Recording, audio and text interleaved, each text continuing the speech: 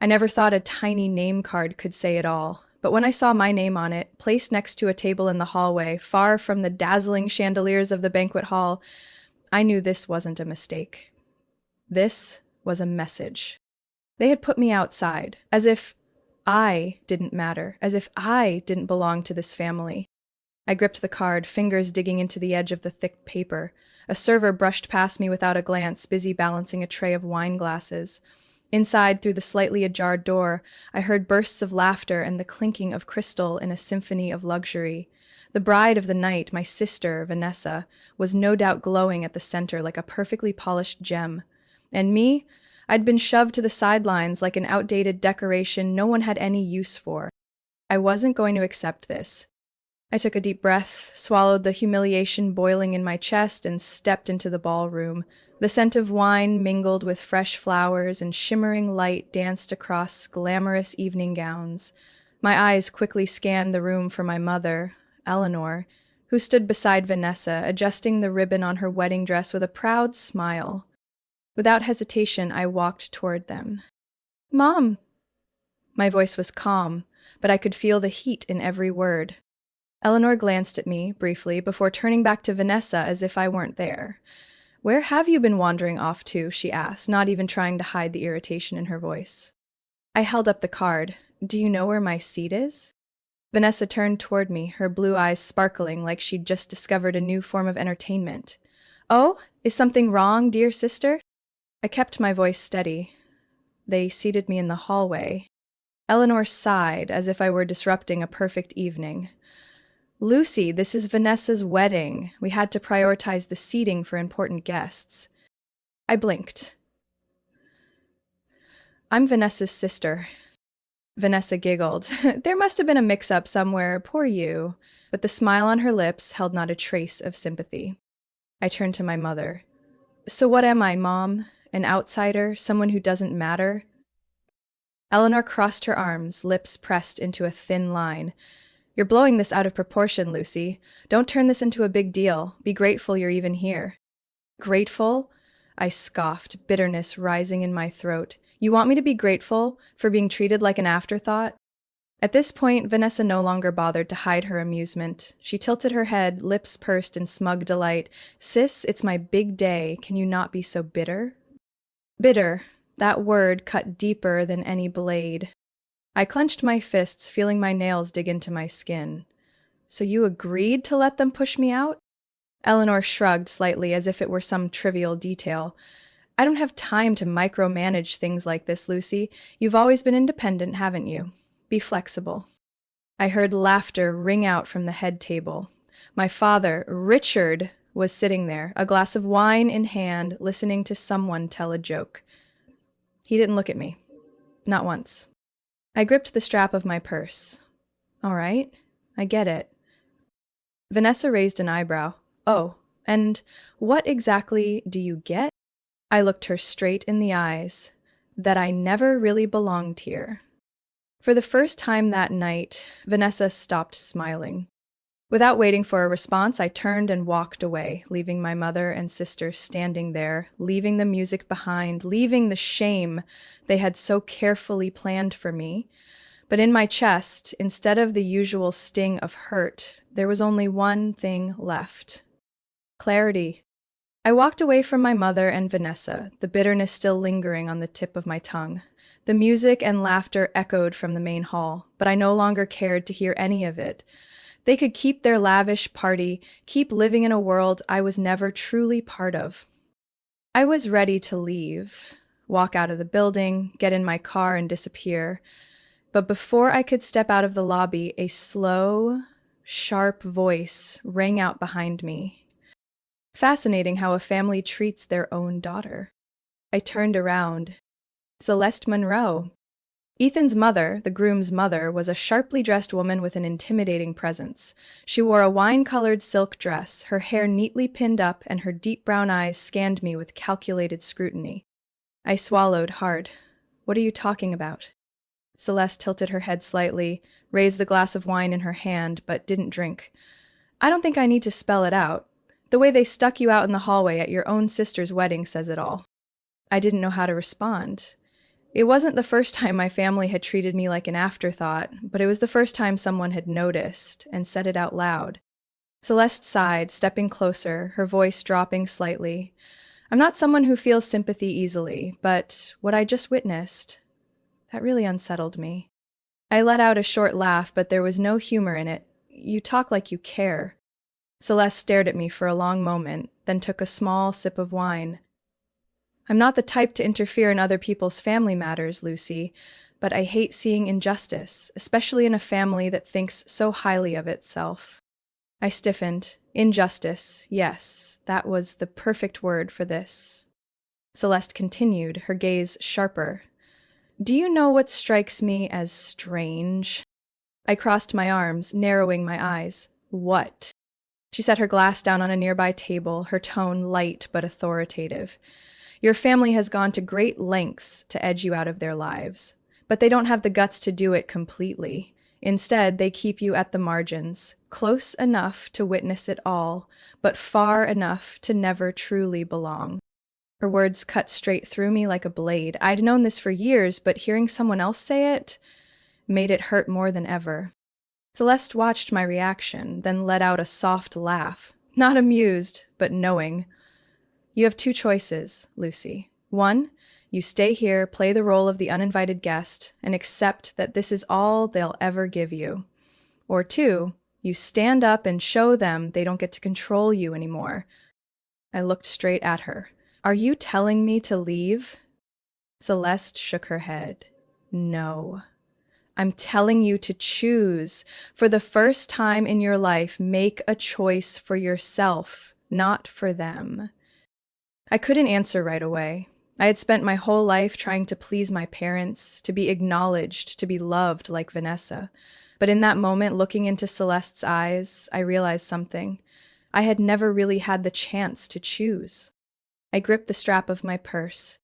Celeste lifted her wineglass again, but before she turned to go, she paused. One last piece of advice, Lucy. I waited. She tilted her head slightly, her voice low, almost a warning. Don't let them define who you are. Then she turned and walked away as if the conversation had never happened.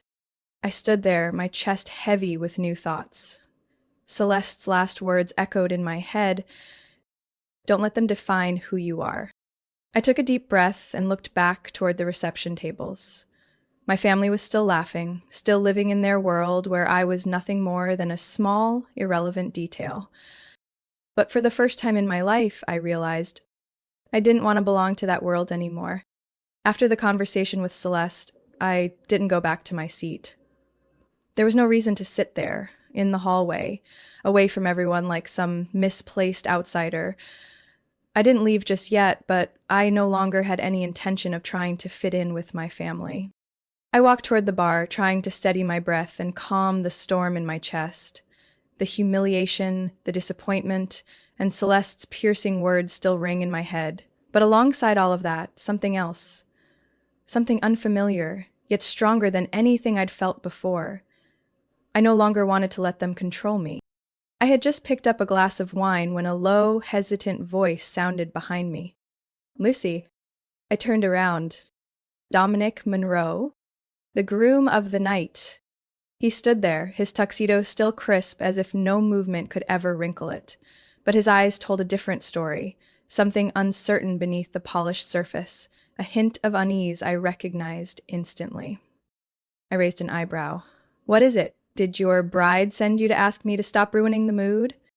Dominic didn't smile. His eyes flicked toward the ballroom, where Vanessa was still laughing with a group of guests.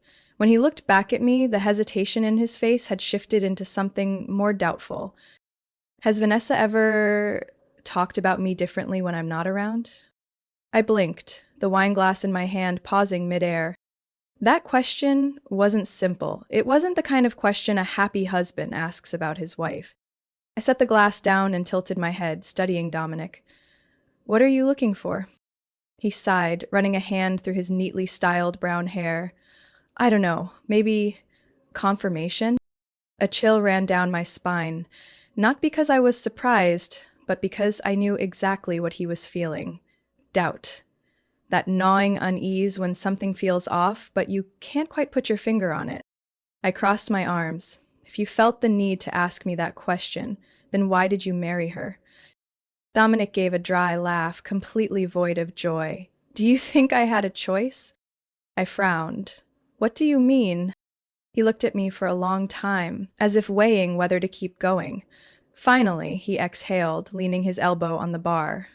Things with Odessa?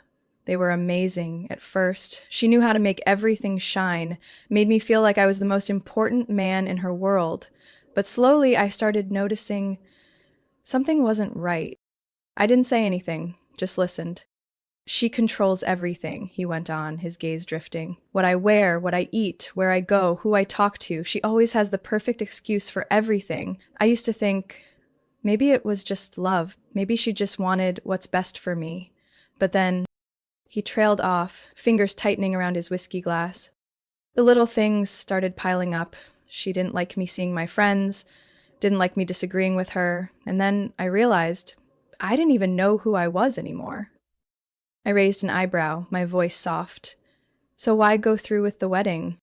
Dominic gave a bitter smirk, but there was no light in his eyes, because by the time I realized it, I was in too deep. A wave of anger flared in my chest. Vanessa had controlled his life just like she had controlled everything in mine.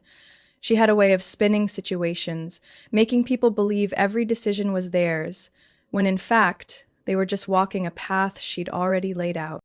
I looked at Dominic. So what do you want now? He shook his head, an empty smile flickering on his lips. I don't even know. But when I saw the way she treated you tonight, I started wondering if she could do that to her own sister, then with me, maybe it's not so different.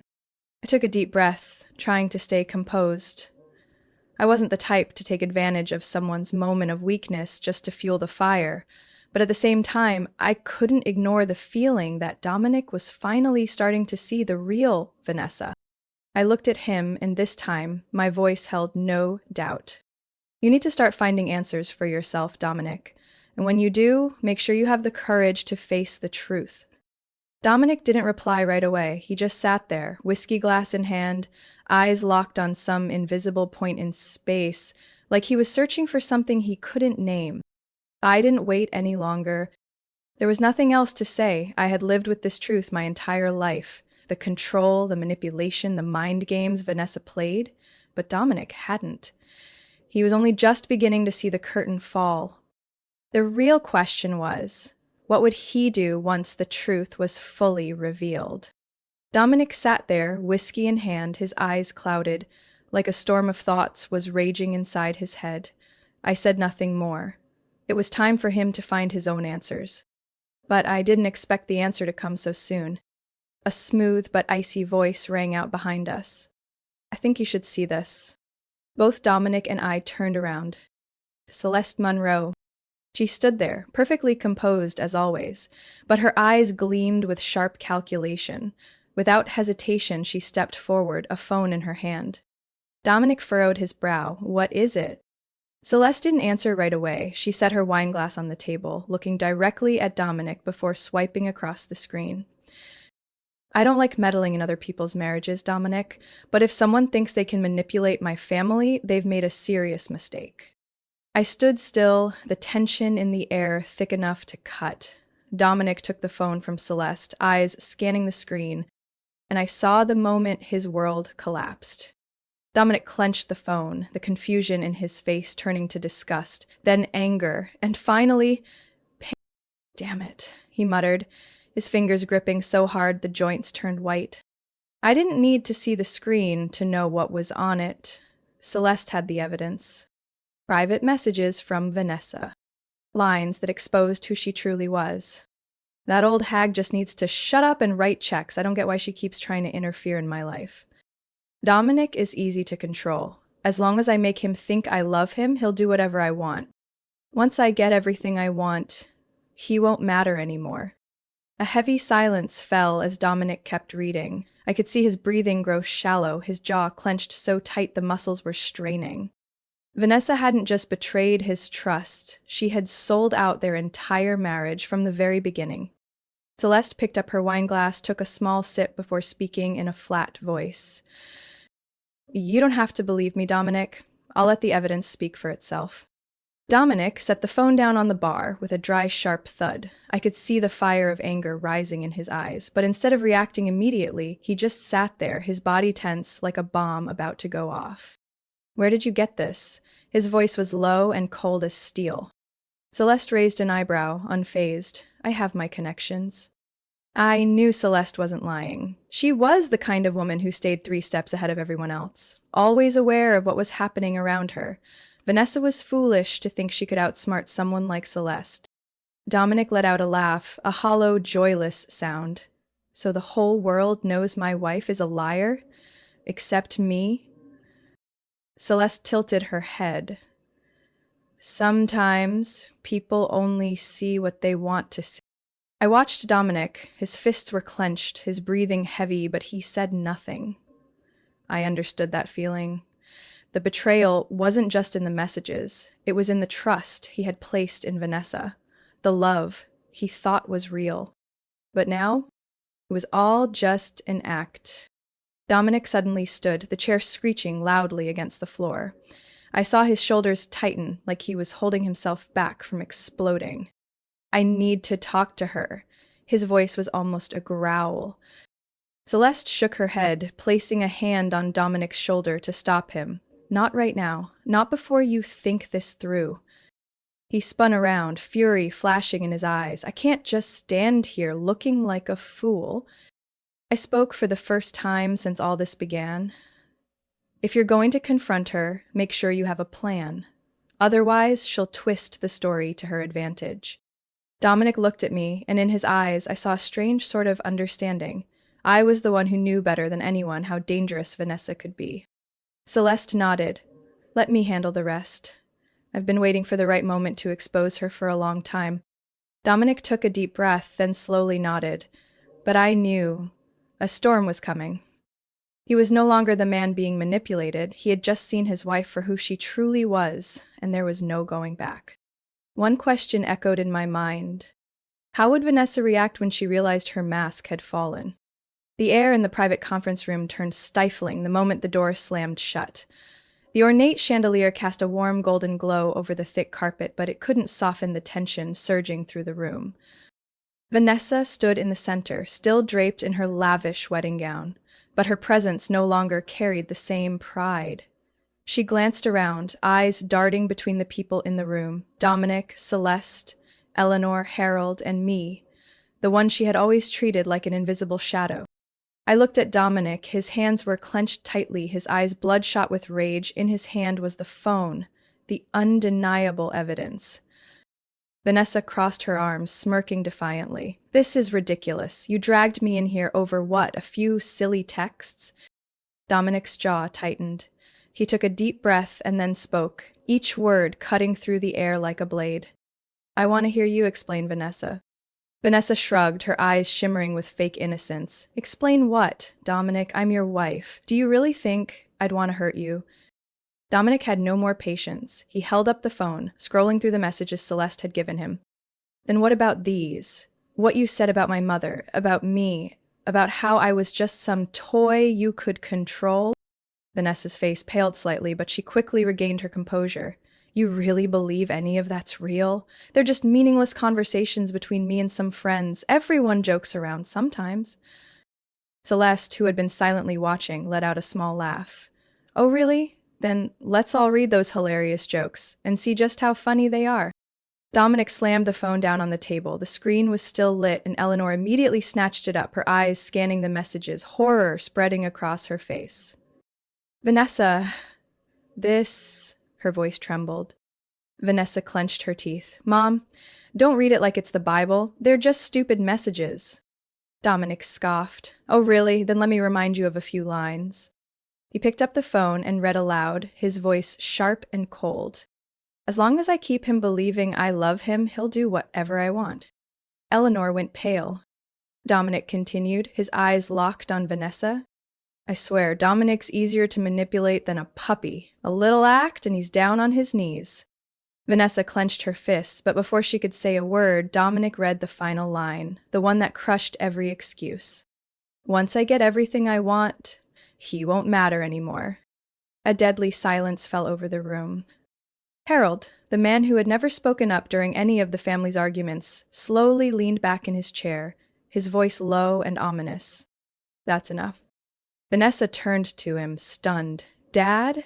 You can't possibly believe this. You know me. I'm not that kind of person. Harold looked directly at his daughter, for the first time not avoiding her eyes.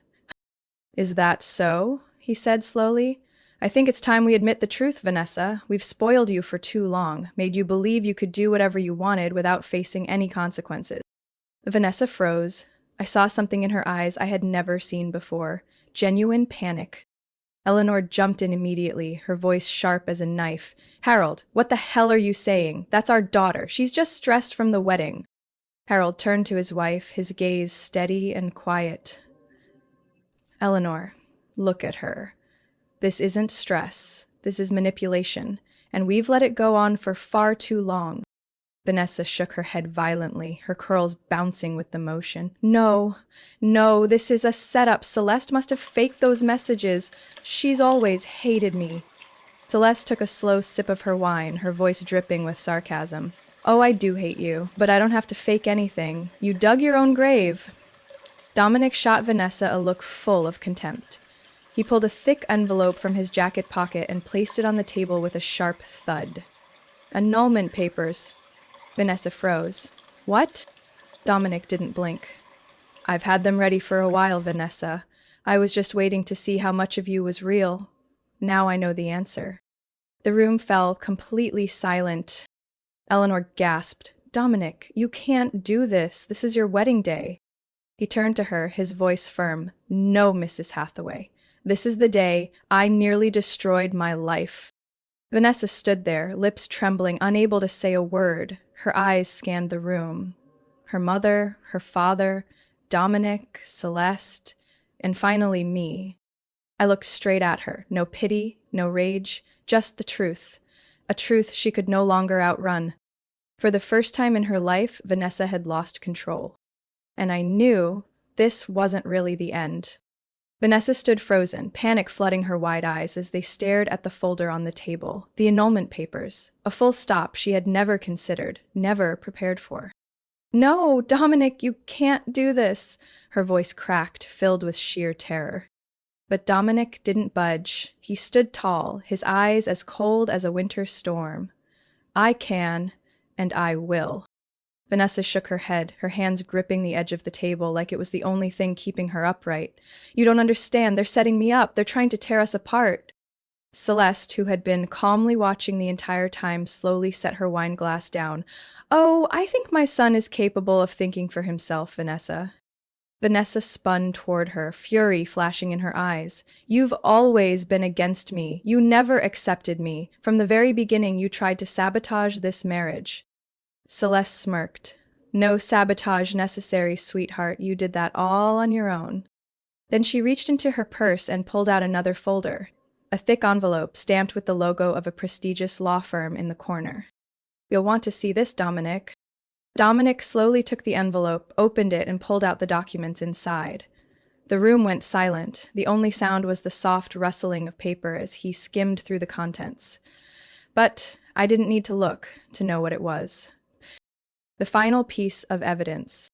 Vanessa had contacted a divorce attorney a month before the wedding. I glanced at Dominic, and for the first time I saw true collapse in his eyes. He wasn't angry anymore. He didn't yell, he didn't slam anything. There was only devastation. As if a part of him had been crushed by the very person he trusted most. Vanessa. Dominic murmured, his voice hollow. You plan to leave me? Even before we got married? Vanessa swallowed hard, her eyes blinking rapidly as if trying to wake up from a nightmare. No, that's not what it was. Dominic, I was just being cautious. Cautious? Dominic echoed, his voice hoarse, as if he couldn't believe what he was hearing. Vanessa nodded so quickly it looked manic. You have to understand, marriage is a big commitment. I just wanted to make sure that if something went wrong, I had a backup plan. That's normal. Celeste let out a cold, sharp laugh. Normal? Then why did you ask about asset division before you were even legally his wife? Vanessa's eyes widened. What? What are you talking about? Celeste calmly pulled out her phone, tapped a few buttons, and held it up for everyone to see. An email thread. A series of messages between Vanessa and her lawyer. If I file for divorce within the first 6 months, how much of my husband's assets can I claim? I could practically hear Dominic's breath catch. The cruelty in those words shook the room. Vanessa opened her mouth to argue, but this time no one was listening anymore. Eleanor dropped the papers onto the table, her hands trembling. Vanessa. Harold clenched his fists, his voice slow and bitter. What have we done to you? Vanessa turned to her father, eyes red. Whose side are you on? You're going to abandon me over these lies? Harold shook his head. We're not abandoning you. You destroyed yourself. There was no way back. Vanessa gasped, looking around like a trapped animal. Then her gaze landed on me, and I saw that familiar fire in her eyes, rage. You, Vanessa hissed. This is all your fault. She lunged at me, arms swinging, fingers curled like claws, ready to tear into me. But I didn't step back. I'd been waiting for this moment my entire life. In a split second, Celeste stepped in front of me, moving so fast it was almost invisible. She intercepted Vanessa, gripping her arm with startling force, her voice still calm, as if commenting on the weather. I don't think so. Vanessa struggled, but Celeste was stronger than she expected. She held firm, her gaze razor sharp. If you're going to destroy someone, Vanessa, at least be smart enough not to do it in front of an audience. Suddenly there was a loud crash. The conference room doors had burst open. All the wedding guests were standing there. Shocked faces, stunned eyes. Vanessa froze. I could almost hear the sound of her world crumbling. The whispers began to spread like wildfire. The bride was about to hit her sister? Did they say divorce? Before the wedding even happened?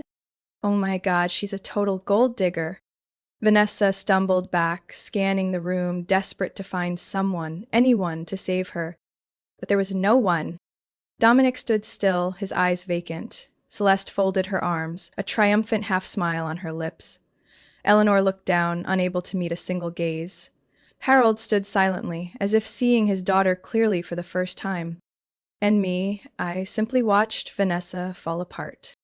She had spent her entire life trying to control everything, manipulating everyone, but now everyone could see her for who she truly was. No more hiding, no more lies. Vanessa Hathaway was ruined. The room descended into chaos. Whispers erupted like crashing waves, guests murmuring non-stop, judging eyes, hushed voices full of condemnation, all of them aimed at Vanessa Hathaway. She stood there, eyes wide in disbelief, as if she couldn't comprehend what was happening. The expensive wedding dress no longer gleamed with pride. It now clung to her like a distorted, desperate shell.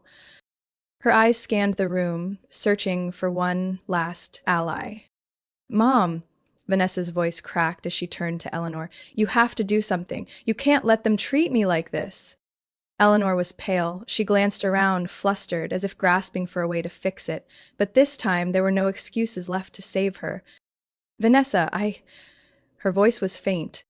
Vanessa shook her head, panic overtaking those once arrogant eyes. No, you can't just stand there and do nothing. Eleanor clenched her hands but didn't step forward. There was nothing left to defend. I saw Vanessa realize it, and that moment of recognition shattered the last piece of pride she had. She turned to Harold, her hands trembling. Dad! But Harold didn't look at her. For the first time in his life, he chose to stand aside. Vanessa spun around, desperate to find someone who could pull her from the mess she'd made. But one by one, everyone turned their backs on her. And finally, her eyes landed on me. I stood there, calm, not triumphant, but not sympathetic either. She stared at me, and I knew she hated me more than anyone else in the world. Because I was the one who had survived everything she ever did to try and break me. I took a step forward, looked her in the eye, and said slowly, my voice sharp as a blade, "You always tried to make me invisible, but look around. Now you're the one no one sees anymore."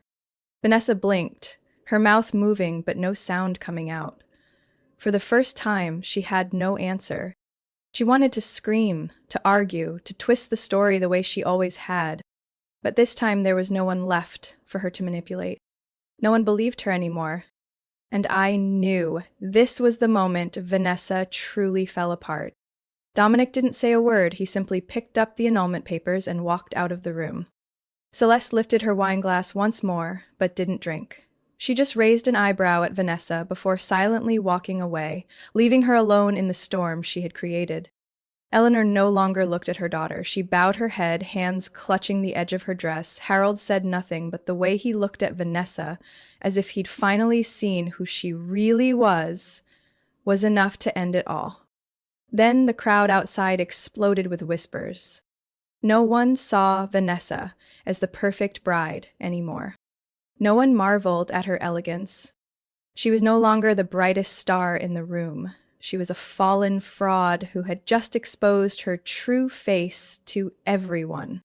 Vanessa took a sharp breath, trying to stay composed, but I could see her hands trembling, her shoulders stiff as each whisper from the crowd sliced through her like invisible knives. And then, when she couldn't take it anymore, she ran. She yanked up her dress and bolted through the doors, past the wide-eyed guests, vanishing into the darkness. No one chased her. No one called her name. No one cared anymore.